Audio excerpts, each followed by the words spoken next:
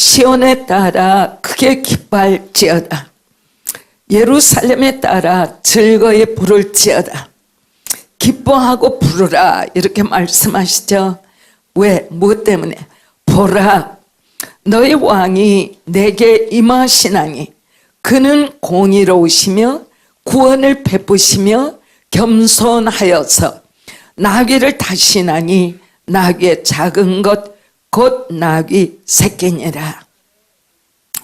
이 말씀을 우리가 사복음서에서 예수 그리스도께서 이제 구원의 역사를 이루시고자 마지막 예루살렘 입성 때 일어나는 모든 복음서에 함께 있는 말씀입니다.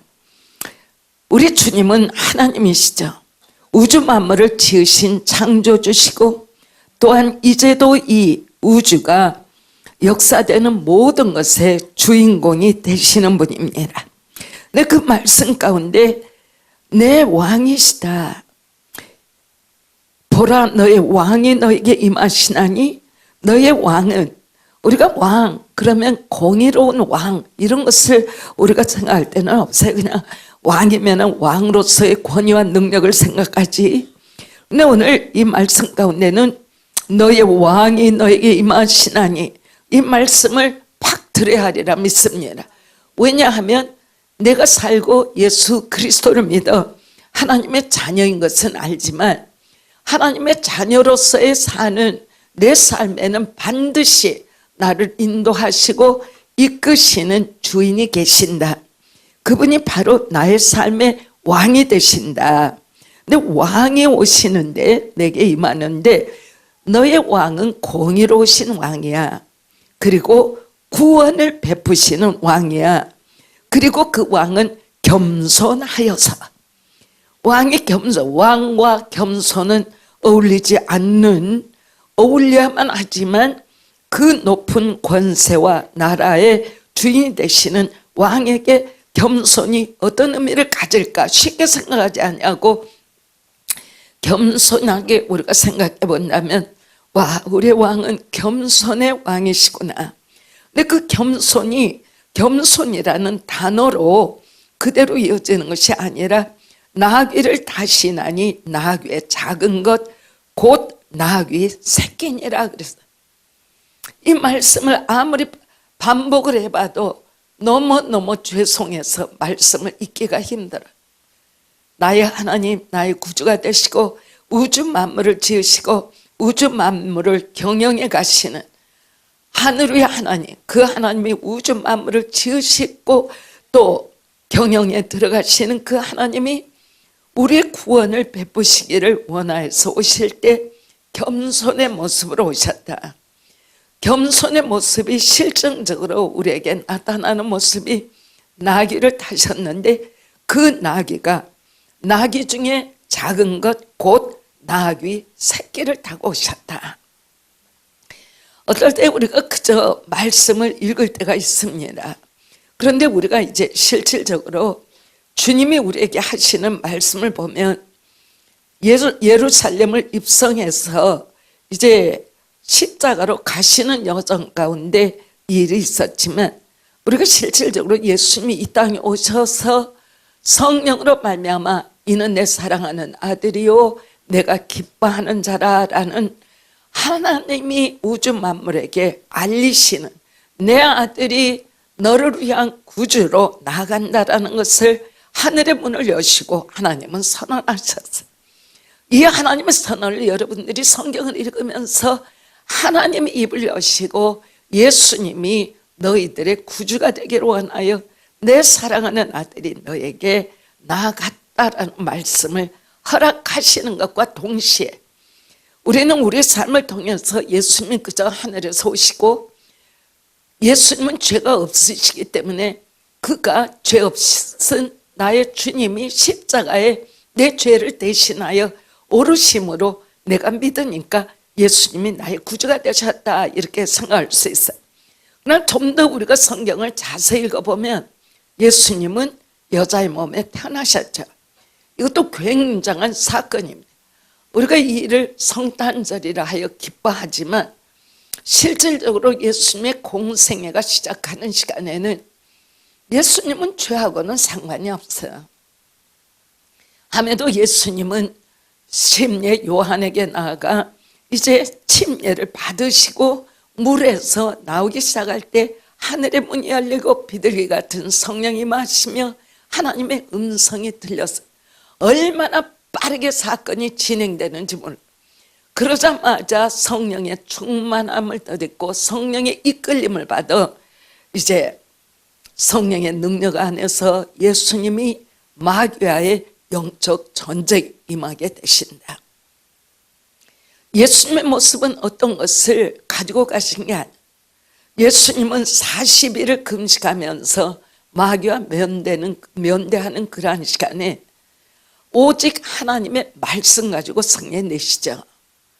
그리고 예수님의 승리는 곧장 그 다음에 예수님이 하늘나라로 가셨다라고도 아니하시고, 우리가 성경을 보면 곧장 마태복음 4장으로 나가서 보면 스가랴서 9장 9절에 나온 말씀과 같이 우리가 오늘 알기를 원하기 때문에 이 설교를 하는 것입니다. 우리는 예수님은 만왕의 왕이 되시고 만주의 주가 되시는 것을 잘 알죠. 그러나 만왕의 왕이 되시고 만주의 주가 되시는 예수님은 겸손의 왕이셨다라는 것을 우리가 잊지 말자. 우리가 교회를 섬겨도 셀을 섬겨도 우리가 세상에 나가 삶을 살아도 하나님이 말씀하시는 겸손, 이 겸손이 갖는 삶의 의미가 나로 하여금 세상에 어느 지경 어느 영역에 나가서 직장 생활을 하든 가정 생활을 하든 사업을 하든 학생이든 군인이든 어떤 여성이라 할지라도 우리가 알아야 될 것은 성령 충만을 위한 성령 충만을 구하는 것이 아니고, 주님이 성령으로 우리보다도 몇 천만 갑절 성령으로 충만했지만 그 삶의 태도의 본질에 있어서 예수님은 겸손이었다라는 것을 잊지 아니했으면 참 감사하겠습니다. 겸손은 우리로 하여금 하나님을 나타내 보입니다. 겸손은 우리가 겸손으로 살아갈 때 세상 사람들이 우리에게 배우기를 원합니다. 겸손이라는 이 단어가 예수님이 이제 마귀를 정복하고 사역을 시작하는 그 시간에 어떤 일이 벌어지는가를 우리가 이제 그 마태복음 4장으로 보자마자 사단에게서 승리하시고 나서 예수님은 마귀가 예수를 떠나고 천사들이 나와서 예수님을 수종들더라라는 게 4장 11절 마태복음의 말씀입니다. 거기에서 주님이 뭐를 하셨냐? 우리 같으면 엄청난 영적 전쟁을 하면 집에 가서 좀 쉴 것 같은데 즉각 그 자리에서 하늘나라의 일을 하시는 것을 우리가 봐요. 하늘나라의 일이라는 것은 대단히 우리가 쉴 수 있는 여정이 없죠. 왜? 한 영혼이라도 멸망에 이르지 아니하기를 우리가 원하는 것이고, 어떤 영혼이 어떤 시간에 와 있는지를 모르는데 주님은 40일을 굶주리면서 사단이와 영적 전쟁에서 승리하시고 정복하시고 이 천사들의 수종을 들면서 즉각 나아가는 것이 바로 연이어서 하나님의 나라를 선포해 들어가. 마태복음 4장을 보니까 침례 요한이가 잡혔음을 들으시고 갈릴리로 잠깐 물러가셨다가 나사렛을 떠나 스볼론과 납달리 지경 해변에 있는 가버나움으로 가서 사시니 하면서 하나님의 나라를 전파하기 시작하는 것. 스볼론 땅과 납달리 땅과 요단강 저편 해변길과 이방의 갈릴리여 흑암에 앉은 백성이 큰 빛을 보았고 사망의 땅과 그늘에 앉은 자들에게 빛이 비쳤도다라고 성경이 말씀하시는 것을 예수님께서 회개하라 천국이 가까웠느니라라는 선포로 하나님 나라를 이 땅에 보여주기를 시작하신다. 제가 이제 이 설교를 여러분들과 함께 듣게 된 것은 우리는 하나님의 여정 안에 우리의 삶의 여정을 많은 것에 용이하게 우리가 시간 배정을 하지요. 무엇이 먼저고 무엇이 먼저다. 그런데 주님은 지금 막 사탄과의 40일 영적 전쟁을 승리로 맞추시고 40일의 금식을 통하고도 그 다음에 즉각 하나님의 나라를 전파에 들어가는 회개하라. 너를 삶으로부터 돌이키라. 왜 하나님 나라가 너에게 가까워왔느냐. 이 말씀은 지금도 여러분들과 저에게 하나님이 하시고 계신다라고 합니다. 우리에게는 교회를 다니고 있기 때문에 하나님 안에서 기도 생활을 하고 있기 때문에 그리스도인이라고 인정하고 있기 때문에 우리의 신앙생활이 다소 아니 많이 루스하다라고 봅니다. 나는 그리스도인이니까 그리스도인으로 살아가면 된다라고 생각해요. 그러나 하나님은 어느 곳에도 네가 그리스도인이면 그대로 살아가라가 아니고 절대적으로 그리스도인이면 그리스도인의 가치를 발현하죠. 우리가 할 수 있는 것은 믿지 않는 자들에게 전도하는 것이요, 우리가 또한 믿음이 연약한 자들을 섬겨서 저들을 회복시키는 것이요, 우리가 서 있는 자리에 하나님의 나라가 어떻게 임해 있는가를 분별할 수 있다면 내가 하나님 나라의 사람이기 때문에 내가 있는 곳에 하나님의 나라가 임하도록 하나님의 영광을 운반하는 자로 우리가 서야 하는 것이라. 그렇지 않습니까? 그리고서는 회개하라, 천국이 가까이 왔느니라고 주님이 그 다음에 하시는 일이 있어요. 예수님의 제자를 선택해. 저는 이것이 가장 큰 신비요, 그렇기 때문에 그리스도인 안에서는 배웠냐 안 배웠냐, 부자냐 아니냐, 명예가 있냐 없냐가 아무 상관이 없이 그리스도의 몸 안에는 하나됨이 있다라고 봐요. 주님이 제자를 즉각 선택하십니다. 이제 주님이 공생애를 하는 시간 동안에 그 제자들이 예수님이 행하시는 것을 보고 따라다니며 예수님과 같이 사역할 수 있도록 이제 제자를 선택하시는 것이죠. 함께 살아가며 도저의 방법, 주님이 하는 대로, 주님이 생각하는 대로, 주님이 뜻하는 대로 주님과 함께 먹고 함께 자며 함께 대화하고 주님과 함께 사역함으로 천국의 가치를 이 땅에 배설해야 하는 예수님의 제자를 선택하는데, 12제자 가운데 세상에 정식으로 교육을 받아 하나님 나라의 메신저가 될 만한 사람은 거의 없었어요. 그들 중에 가장 탁월한 사람이 유다였다면 유다는 돈의 욕심에 가 있었습니다. 세상 나라를 리더가 되기를 원해서 예수님을 파는 자가 되어버렸죠. 다 그 제자들이 우리가 상식적인 시간에 바라볼 수 있는 것은 정말 세상을 이 사람들이 이길 수 있을까? 누구도 그 사람들이 이길 수 있는 위치에 있다라고 동의할 수 있는 사람은 아무도 없어요. 가장 삶에 있어서 낮은 자리에, 가장 우리가 세상 교육을 말해서는 별로 배운 것이 없는, 그러나 바다에 나가면 물고기는 잡을 수 있는, 하나님의 나라 이 캐쳐, 이 영혼을 잡을 수 있는 물고기를 잡으면서 물고기를 잡을 때 그 희열, 이것이 사람으로 변화됐을 때 이 사람들이 영혼을 잡는 것에 대해서 예수님의 교육이 들어갈 수 있는 가능성, 이거 하나밖에 없었어요. 자연을 맞대기 때문에 대단히 즉흥적일 수도 있고 또 그 언어에 있어서 대단히 사나울 수도 있고 고상하다라고 하기에는 좀 먼 상태에 있는 사람들이다. 그러면서 주님이 그 제자들을 하나 둘 부르기 시작하면서 주님이 뭐라고 하시냐면 아무 말씀도 없어요. 오늘 여러분들과 제가 이것이 꼭 있기를 바라요. 예수님이 나를 따르라. 여러분들과 저에게 오늘 예수님이 이 자리에 오신다면 어떤 말씀을 하실까? 나를 따르라. 묻습니다.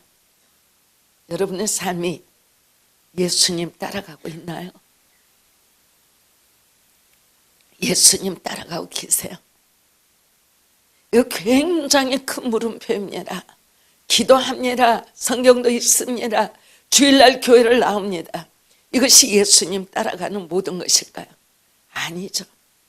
예수님 따라가야 하는 거야. 예수님 따라가야 하는 거야. 예수님만을 따라가야 돼요. 이것이 그리스도인이에요. 한번 내가 예수님을 따라가고 있는가를 생각해 보면 너무나 멀리 방향이 이탈되어 있기 때문에 펑펑 울며 하나님 나를 붙드소서 회개할 수밖에 없는 우리들의 모습인 것을 아실 수 있으리라 믿습니다. 우리는 예수님만을 따라가는 예수님의 제자들이요 예수님의 권속입니다. 예수님만을 내가 따르고 있는가라고 한다면 우리의 삶의 어떤 지경 어떤 형편에서도 절대적으로 불만이나 불만족은 없을 것입니다.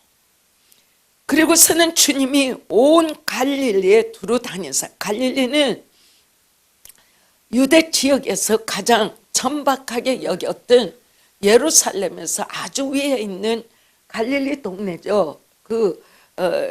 큰 디베라 이제 호수인데 바다라고도 부를 정도로 끝이 안 보이는 그러한 이제 갈릴리 바다를 주변으로 해서 모두 어부 생활을 주업으로 하여 살아가는 사람들이 있는 그곳에 먼저 나갔어요.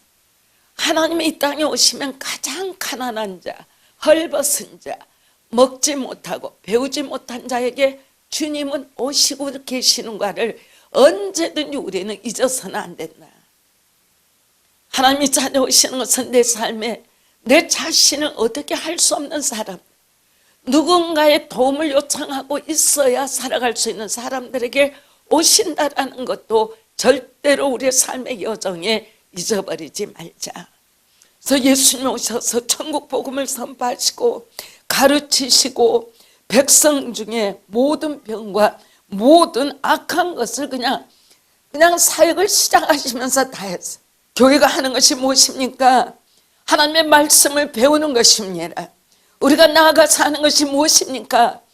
천국 복음을 전파하는 거죠. 영혼을 전도하는 거죠. 그리고 또한 하나님이 주신 하나님의 능력 안에서 모든 백성들이 가지고 있는 삶의 연약한 것을 치료도 하고 위로도 하고 함께 기도도 함으로 말미암아 하나님 나라의 백성들로 인하여 하나님의 손길이 임하도록 우리의 삶을 살아가는 사람들이 그리스도인이다. 아멘.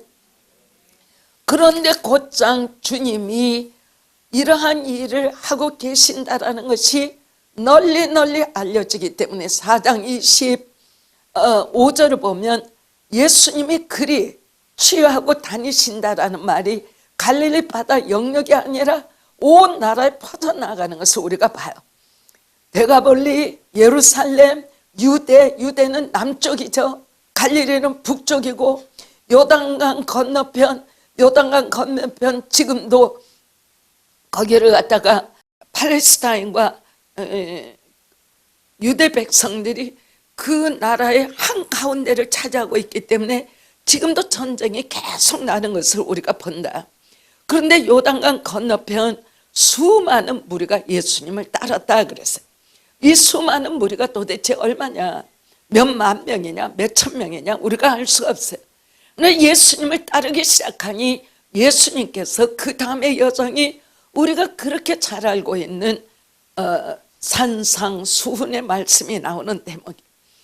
언제든지 1년에 1월에 전반기가 되면 여러분에게 제일 먼저 제가 설교하는 것 중에 하나가 하나님의 산상수훈입니다. 산상수훈에 있어 팔복의 말씀을 여러분들이 신앙생활하면서 하나님의 우리를 바라보는 것은 얼마나 일을 열심히 하느냐, 얼마나 열매를 많이 맺었느냐, 주님이 그것을 보는 것이 아니라 내 하트를 보세요. 굉장히 많은 사람들이 머리로 생각하고 하나님을 생각한다 생각. 하나님은 우리의 머리를 보지 않아요. 여러분의 생각이 어떻게 돌아가는 거 관심 없다. 내 하트가, 내 중심이 하나님과 하나가 되어 있는가, 주님이 나의 중심의 주인이 되어 계시는가. 이 하트가 살아있는 사람은 불쌍한 자 불쌍히 여겨요. 섬길 자 섬겨요. 절대로 불평이 없어요. 마인드, 머리가 살아있는 사람은 교회를 다녀도 머리로 신앙생활하기 때문에 불평이나 자기에게 이익이 없고 자기의 뜻이 안 되면 곧장 불평으로 간다. 마음으로 신앙, 주님이 내내 신약에서 말씀하는 것은 마음의 신앙이 되어라.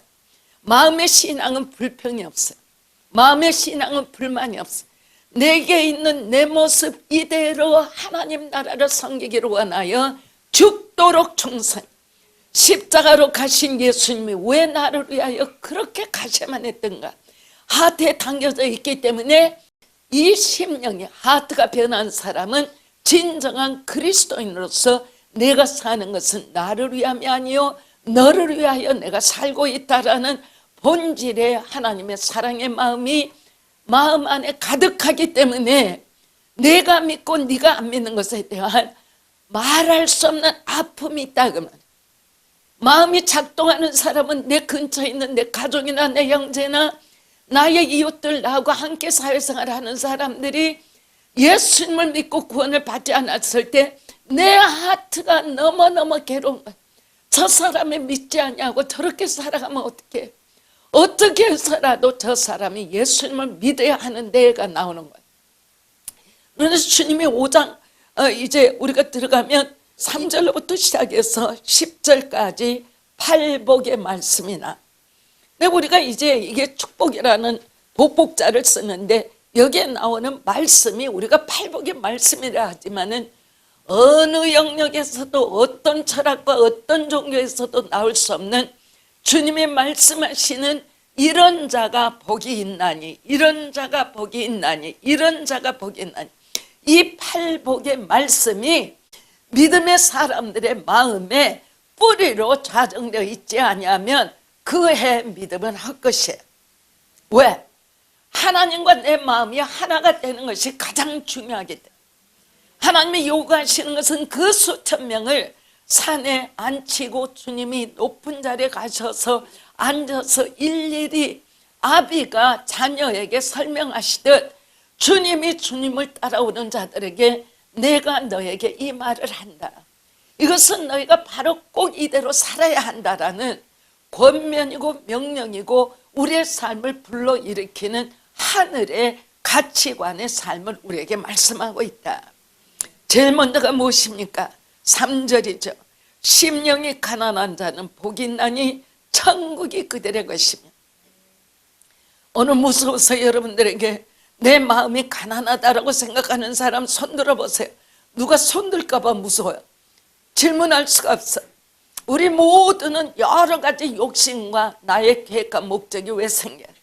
나의 심령이 하나님과 일치되지 않기 때문에 심령에는 아무것도 하나님을 향한 것이 없는데 나의 머리, 내 머리로 하나님 앞에 이것이 있어야 내가 산다라고 하기 때문에 바로 우리의 신앙 안에는 주님이 말씀하시는 8가지의 팔복의 말씀의 제1조에 위배가 된다. 하나님이 원하시는 것은 오늘 올해 반드시 우리가 그렇게 되길 바라. 1년 내내 살면서 하나님의 뜻이 나에게 나를 통하여 세상에 이루어질 수 있는 나의 심령의 청결과 이 정결함과 마음의 가난함으로 준비되기를 원한다. 절대로 이것은 조건부가 아니에요. 하나님 내 마음을 정결하게 씻어내고 주님만으로 주님의 임재가 내 마음에 주님만이 가득하기를 원합니다. 주님만이 마음 안에 가득하다라는 말은 세상에 어떤 것을 봐도 욕심내지 않냐고 어떤 것을 보아도 판단하지 않는 하나님의 거룩을 쫓아 하나님의 마음을 그대로 담고 살아가는 심령이 되었을 때는 언제 어느 때 어떠한 일을 해도 그 심령은 하나님의 축복의 임재가 역사되는 심령이 된다. 굉장히 중요합니다. 이 심령은 너의 심령을 가난하게 해라. 너의 마음에 욕심이 태동되지 아니하게 해라. 세상을 판단하려고 노력하지 마라. 무엇을 먹을까, 무엇을 누릴까, 무엇을 입을까 생각하지 마라. 내게 있는 것이 넉넉하니 네가 있는 그 모습 그대로 하나님 앞에 네 마음의 정결한 마음, 거룩한 마음, 심령이 가난하게 지켜 천국이 바로 네가 있는 그 모습 그대로 지켜나가는 것이 바로 천국에 와서 너희가 사는 천국 백성의 삶의 법도다 그 말이에요.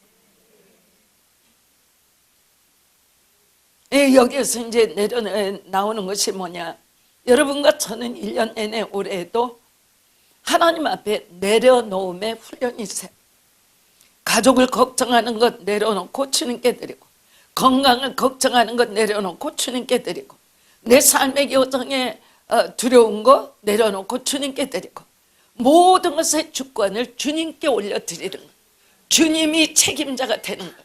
이리 함으로 말미암아 이전에 내가 가지려고 노력했던 내 삶에 대한 염려가 내게로 빠져들어갈 때는 반드시 영육 간에 하나님의 축복과 은혜와 강건함이 역사되죠.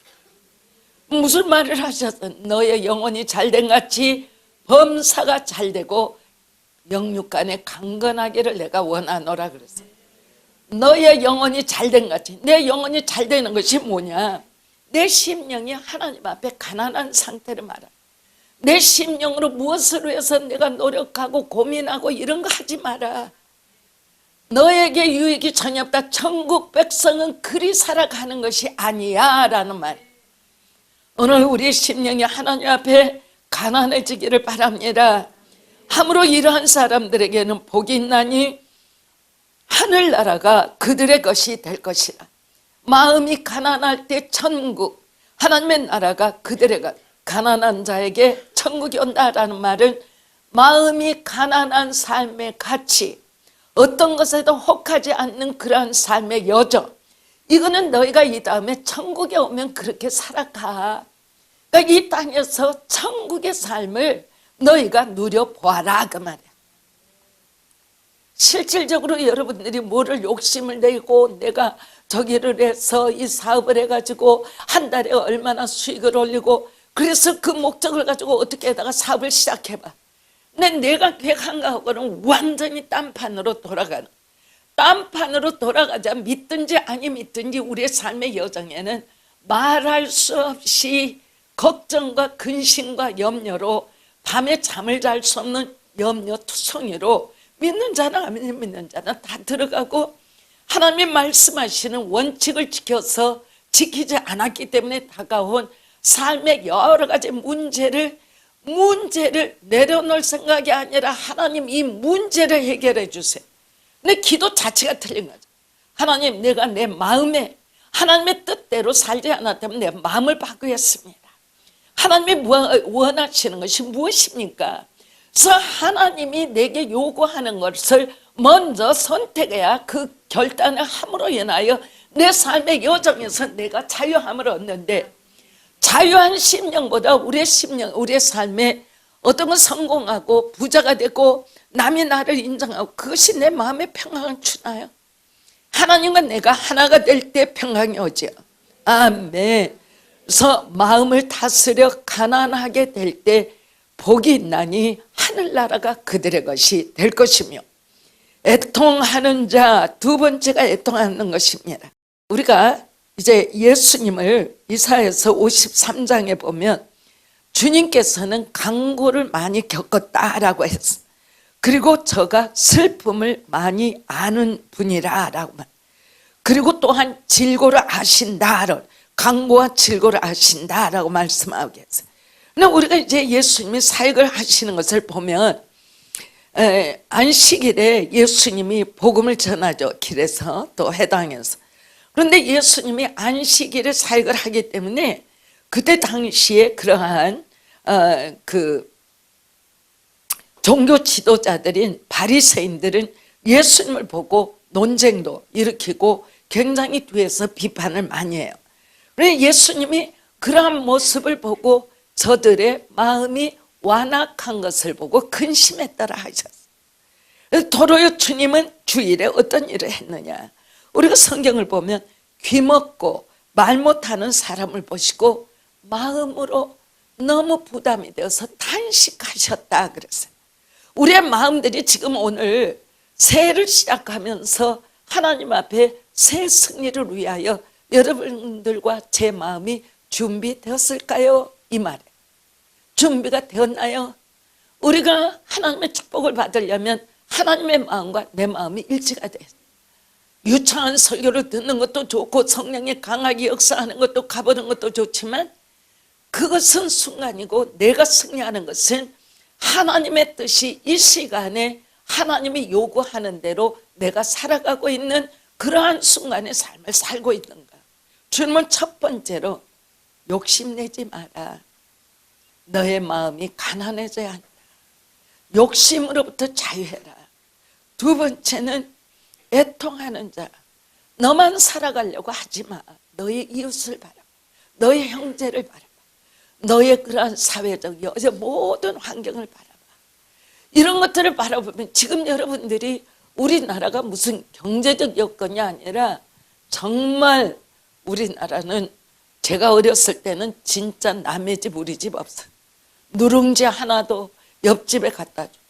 집안에 경사가 있으면은 그냥 우리 집은 못 먹어도 다 떡이고 전이고 과일이고 다 해서 집집이 동네 다 나누어주고 우리 집에는 그냥 끝다리 조금 남겨가지고 애들 나눠주고. 그래서 남을 섬기기를 굉장히 기뻐했다. 오늘 왜 이야기를 하냐? 섬기는 일 절대로 빼지 마세요. 믿는 자가 이웃을 섬길 때 하나님은 네가 나를 섬기는 것으로 내가 여긴다.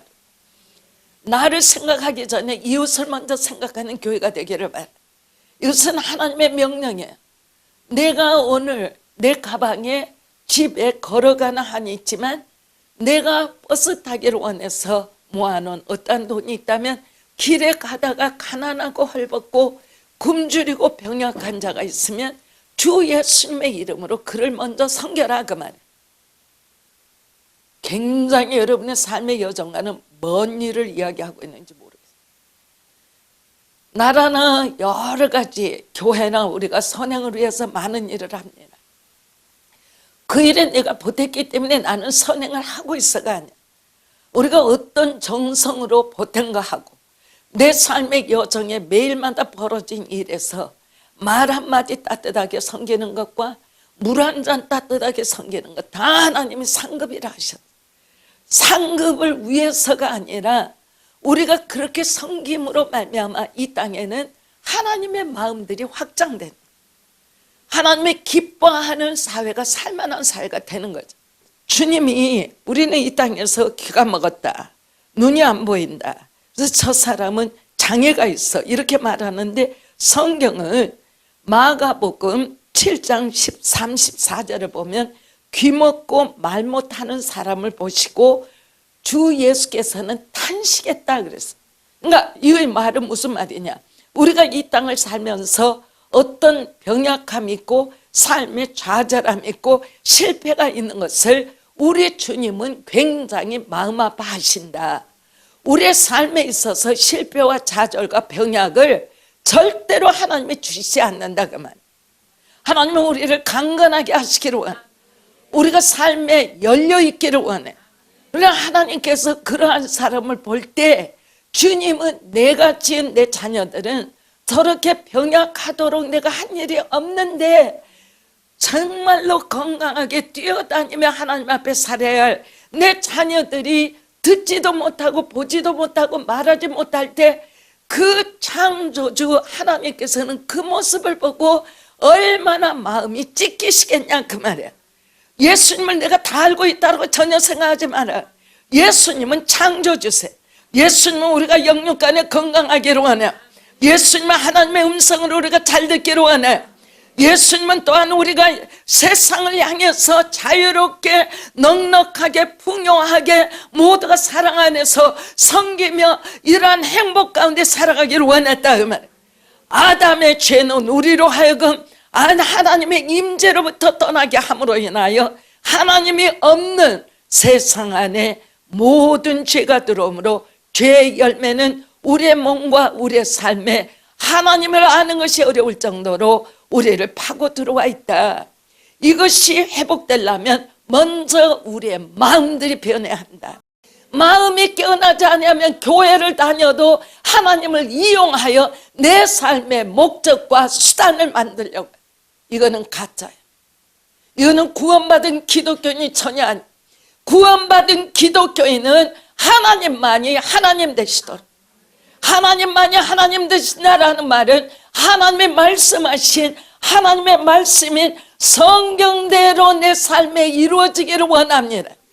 물론 하나님의 사람들에게 상상할 수 없는 하나님의 부여를 주셔요. 왜? 하나님의 일에 얼마나 물질이 중요한데, 그러나 물질이 목표가 되도록 하기는 전혀 아니하시네.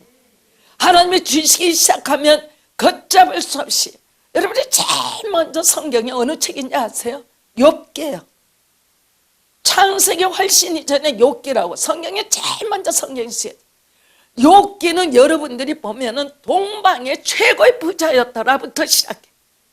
그런데 그가 어떤 재난이 와서 온 가족과 부요가 다 없어졌지만 욥이 하나님을 향해서 귀로 듣던 욥이 하나님을 눈으로 볼 수 있는 믿음의 돌파가 왔을 때 하나님이 이전의 축복보다 모든 것에 배가로 주시고, 하나님은 우리에게 우리가 가난하기를 원하시니 하나님의 뜻이 절대로 아니에요.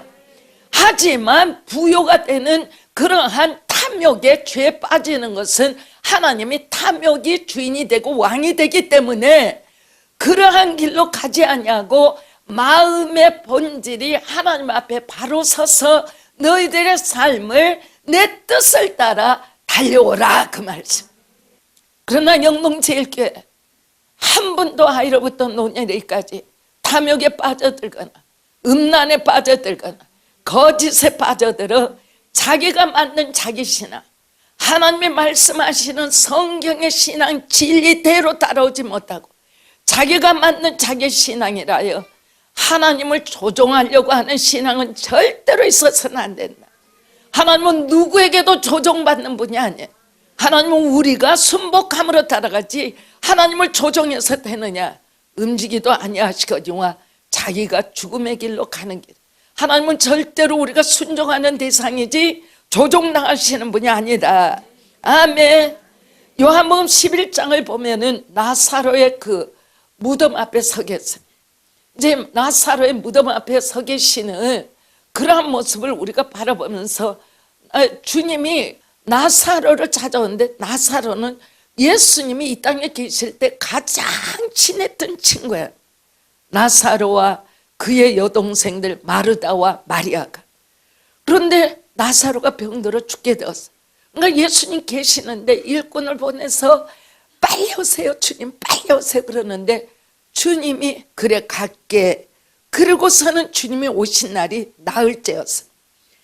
근데 유대 땅에서는 죽은 자가 소생할 수 있는 것은 사흘까지다 이렇게 보고, 나흘이 되면 그 몸에서 혼이 완전히 떠나버리기 때문에 그것은 절대적으로 사흘 이상은 반드시 장례식을 치르는 거예요.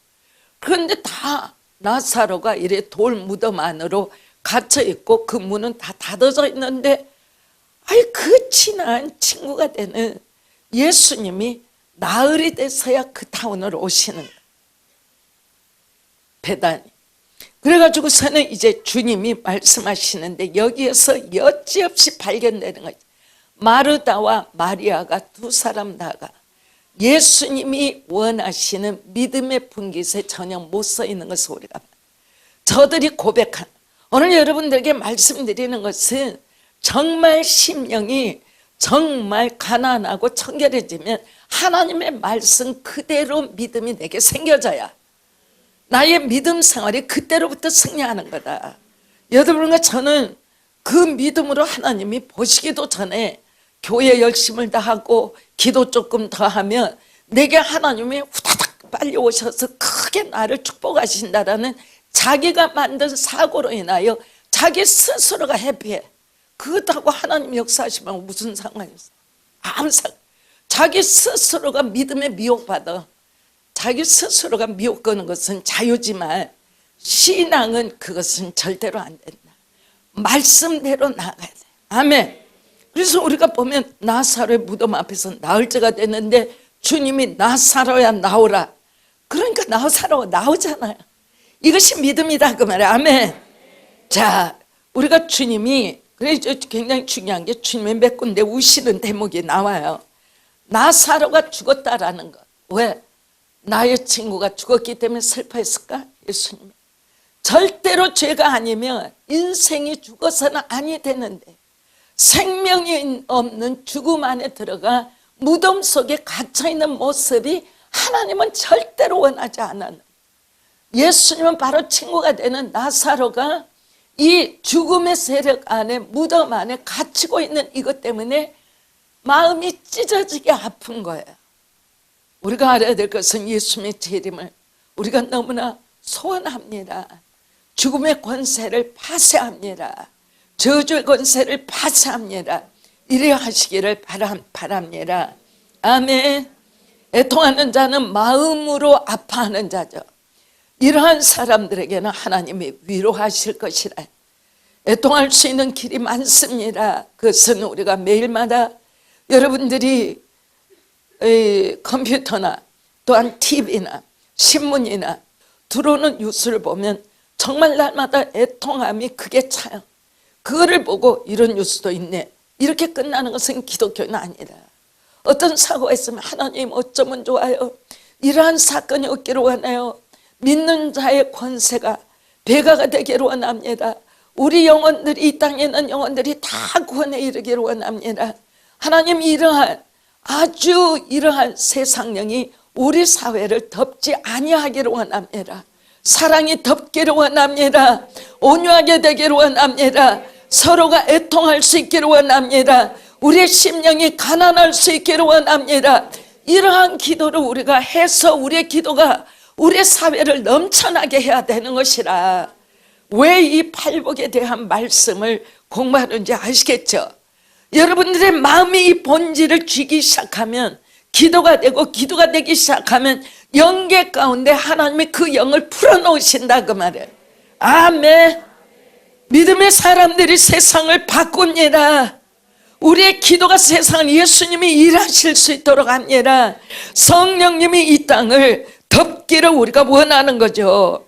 온유한 자는 복이 있나니 그들이 땅을 기업으로 받을 것이며, 욕심을 내라, 막 땅을 취하려고 막 먹는 것도 먹지 말고 막 있는 힘을 다해라, 그러면 너는 집도 사고 땅도 산다. 성경 그렇게 말하죠. 온유라는 단어의 뜻을 잘 아셔야 돼요.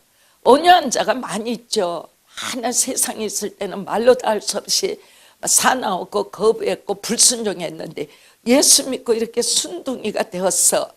온유함의 체험이에요. 온유의 의미는 이렇게 우리가 제주도 같은 데 가면 막 산에 뛰어다니는 말이 있어요. 누구도 그 옆에 갔다가는 뛰어가는 말 발굽에 치여서 즉사해요.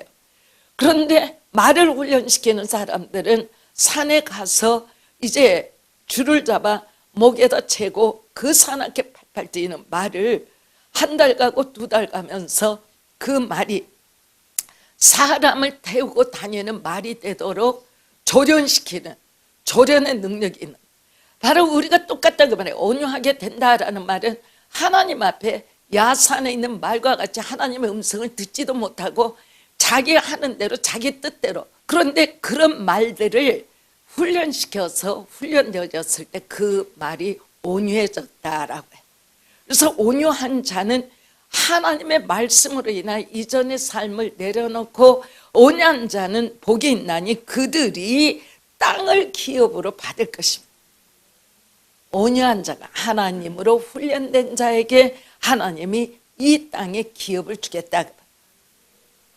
내가 기업을 잘해서 나에게는 사업하는 은사가 있어, 노력하면 이거 빨리 해서 하나님 앞에 큰 일, 그게 아니고 하나님이 하시고자 하는 대로 따라가는 자, 하나님의 뜻을 알고 하나님 앞에 순복한 온유한 자가 복이 있나니 그들이 땅을 기업으로 받을 것이며, 그 다음에 이제 6절, 의에 줄이고 목마른 자는 복이 있나니 그들이 배부를 것이며 했어요.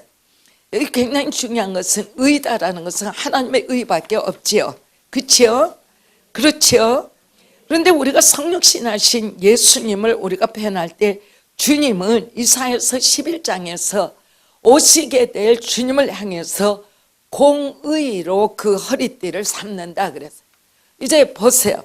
우리가 이제 이스라엘 백성들을 보면 지금은 아니지만 대제사장들이 이제 제사를 지내기 위해서 또 회의를 하기 위해서 이렇게 모였을 때는 다 남자들이 위에서부터 아래까지 길게 입은 완전히 그 자루 같은 그러한 옷을 입고 허리에다가 띠를 띠죠. 이 허리띠, 온유로 허리띠를 삼으셨다.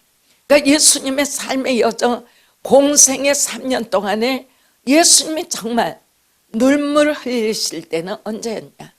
예수님이 말씀을 단호하게 하실 때는 언제였냐? 그 외 빼놓고는 언제라 할지라도 예수님 온유셔.